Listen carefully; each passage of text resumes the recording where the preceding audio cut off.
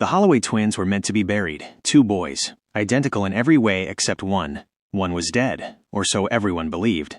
But when the coffin lid was finally nailed shut, the impossible happened. A faint gasp. A breath. A heartbeat. The town of Willow Creek, Missouri, nestled deep in the Ozarks, had never seen anything like it. The year was 1874, and fear was not just a feeling. It was a living, breathing shadow that grew darker with every whispered secret. The Holloway family was respected, yet cursed by tragedy. The twins, Samuel and Eli, were inseparable. When illness struck the family, it took Eli first. Samuel was left broken, but alive. At least, that's what everyone thought. At the funeral, the air was thick with grief and the scent of pine and earth. The local minister recited prayers that trembled on his lips. But as the final hymn died away and the coffin was sealed, a sudden sound shattered the silence. A faint, desperate gasp that came from beneath the heavy wooden lid. Panic seized the mourners. They rushed to pry open the coffin, only to find Eli Holloway's pale face, eyes fluttering open, struggling for breath. But the story didn't end with Eli's impossible survival. Strange occurrences plagued Willow Creek, shadows moving without light, voices murmuring in the dead of night, and an unshakable feeling that the twins were no longer alone. What had returned with Eli? Was it truly him? Or something darker? This is the story of the Holloway twins, a tale of death, resurrection, and a secret so dangerous it threatened to consume the entire town. Years later, old letters and fragmented journals tell a story that was buried beneath layers of silence and fear. Samuel and Eli were born under a blood moon, a night the town elders whispered about but never named aloud. The boys grew fast and strong, but they shared more than looks. They shared a connection that blurred the line between life and death. When the sickness came, it was sudden and merciless. Eli fell first, cold and still as the river in winter. The town mourned, but the night before the burial, neighbors claimed to hear strange noises from the Holloway home, soft crying that wasn't quite human, and the sound of two voices speaking at once. On the day of the funeral, the coffin was placed carefully in the earth, but the gasps from within revealed a terrifying truth. Eli was not dead. The doctors were baffled. The local midwife insisted it was a miracle, but Samuel's eyes told a different story, one of dread and unspoken terror. In the weeks that followed, the boys became a source of unease. Samuel's demeanor changed, growing cold and distant, while Eli's recovery was marked by moments of silence interrupted by sudden, chilling laughter. At night, townsfolk reported seeing two figures wandering the woods, sometimes one, sometimes two, but never both clearly alive. A darkness had settled over Willow Creek, and the Holloway twins were at its heart. The townspeople tried to forget, but the Holloway twins would not be ignored. Strange marks appeared on trees near the river, symbols that no one could decipher. Livestock vanished, and the river ran thick with red at dawn. One evening, Eli disappeared. His bed was cold, untouched, as if he had simply vanished into the night. Samuel remained, but something about him had shifted. He spoke in a voice that was not entirely his own. Whispers spread that the twins had made a pact with forces beyond understanding. That death had not been a boundary, but a doorway. And those who dared to venture near the Holloway property at night heard the twins calling out, their voices entwined in a chilling duet. The town's fate was sealed, trapped forever in the shadows of the Holloway twins and the dark secret they carried, a secret that no one dared to uncover. The chill in the Missouri night deepened as the Holloway twins' story spread beyond the borders of Willow Creek. Fear took root, like the gnarled roots of the ancient oaks, twisting through the lives of every man, woman, and child who dared to whisper their names. Samuel Holloway was no longer the boy his neighbors once knew. His eyes held a hollow void, and a coldness lingered in his voice like the edge of a winter storm. Some nights he would vanish into the dense Ozark woods, returning with a wildness that unsettled even the bravest. Eli, who should have been dead, was a living mystery. Though he had survived that dreadful burial, something in him had changed. His laughter was a brittle sound, and his gaze often drifted to places where nothing stood. The town doctor, an old man named Dr. Carver, grew increasingly concerned. He spoke in hushed tones about possession and restless spirits, but his warnings fell on deaf ears. Whispers spoke of strange happenings.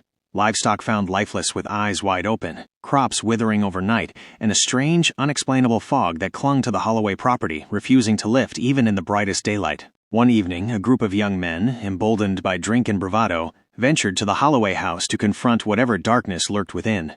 They found the house eerily silent, the air thick with the scent of damp wood and something far fouler beneath. In the parlor, the fireplace burned low, casting long shadows. On the mantel hung a faded portrait of the twins, one alive, one dead, their faces blurred by time but their eyes seemingly watching. Suddenly, a chilling sound filled the room, the faint gasp that had once echoed from Eli's coffin. The men fled, swearing that the twins' voices had called them by name, whispering secrets no human should know. As the days turned into weeks, Samuel grew more reclusive, speaking less and less to anyone. Eli, however, was seen wandering the edge of the river, staring into the murky depths as if waiting for something or someone. Then came the night the river ran red. The townsfolk awoke to screams carried on the wind. They rushed to the riverbank to find the water thick with blood and the bodies of several animals strewn across the shore. Among them was a child-sized figure, pale and lifeless, eyes wide open in eternal horror. The Holloway twins were at the center of the town's nightmare, and their story was far from over. The sun dipped behind the Ozark Hills, casting long shadows over Willow Creek as a heavy silence settled over the town. Fear had taken root deep within the hearts of its people, weaving itself into every whispered conversation and every nervous glance toward the Holloway property. Samuel Holloway had all but disappeared from public life.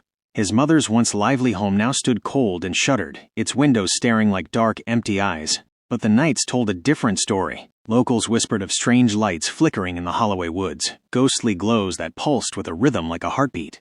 Others spoke of hearing two voices in the night, speaking in a language no one could understand, a haunting duet that chilled the blood. One night, driven by desperation and curiosity, Reverend Matthews, the town's minister, gathered a small group of brave souls to confront the darkness that had gripped Willow Creek.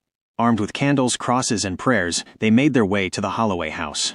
The house greeted them with an oppressive stillness, the air thick and suffocating.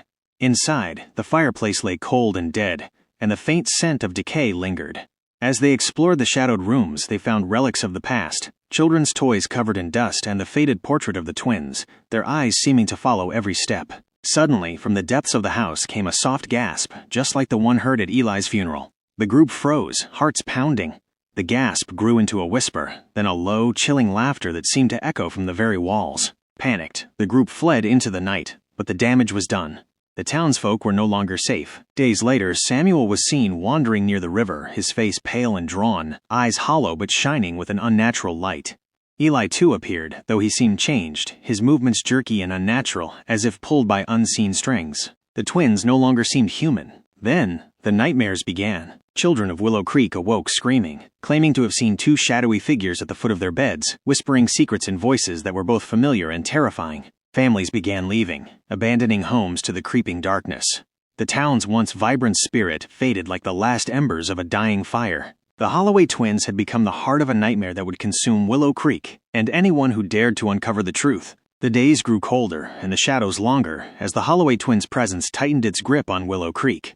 The once lively town was now a hushed ghost of itself. Windows shuttered, streets empty except for the whispers carried on the chilling wind. Samuel Holloway was rarely seen by daylight.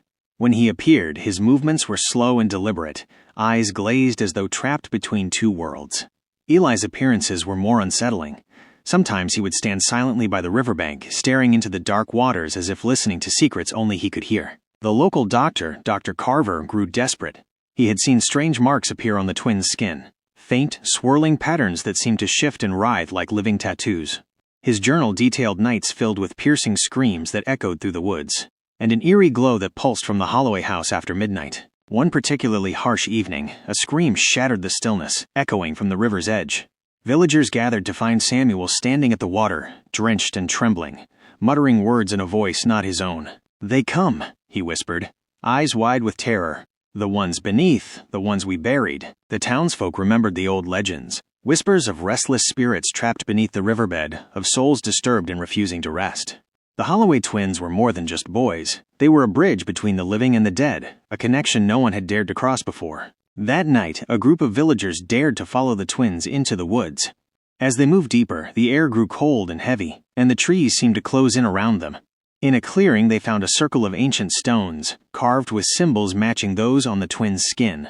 Before they could react, a low chanting filled the air, a voice both childlike and ancient weaving through the darkness. The twins stood at the center, eyes glowing faintly, hands raised as if commanding unseen forces. Suddenly, the ground beneath them trembled. A thick fog rolled in, swallowing the villagers' screams. When the mist cleared, the twins were gone, and so was the town's last hope. The morning sun rose over a town hollowed out by fear and silence. Willow Creek was no longer a place where children played or neighbors greeted each other on dusty roads. It had become a waiting ground, waiting for the darkness to claim what it had touched. News of the twins' disappearance spread like wildfire, igniting panic in the hearts of those who remained. Some fled into the hills. Others barricaded themselves indoors, whispering prayers to gods who seemed deaf to their pleas. Dr. Carver, the town's last remaining voice of reason, pored over his journals and notes, desperate for a way to break the curse that had entwined itself with the Holloway family. His pages told of an ancient ritual, buried in the folklore of the Ozarks, a ceremony meant to sever the ties between the living and the restless dead. Gathering a small group of trusted villagers, Dr. Carver led them deep into the forest, toward the circle of stones where the twins had last been seen. The air was thick with anticipation and dread as they prepared to confront whatever force held the twins and the town in its grasp. As the sun dipped below the horizon, casting eerie shadows, the ritual began. Words in a forgotten tongue echoed through the trees, candles flickered against the growing darkness, and a heavy silence settled over the clearing. Suddenly, the ground quaked, and the fog thickened into a suffocating shroud. From within the mist emerged two figures, Samuel and Eli, but they were no longer the boys everyone had known. Their eyes glowed with an unnatural light, and their movements were jerky, puppet-like. A chilling smile crept across Eli's face as he whispered, "You cannot undo what has been done." The villagers' hearts froze. The twins had become vessels for something far older and darker than death itself. A cold wind howled through the trees as the ritual's power faltered.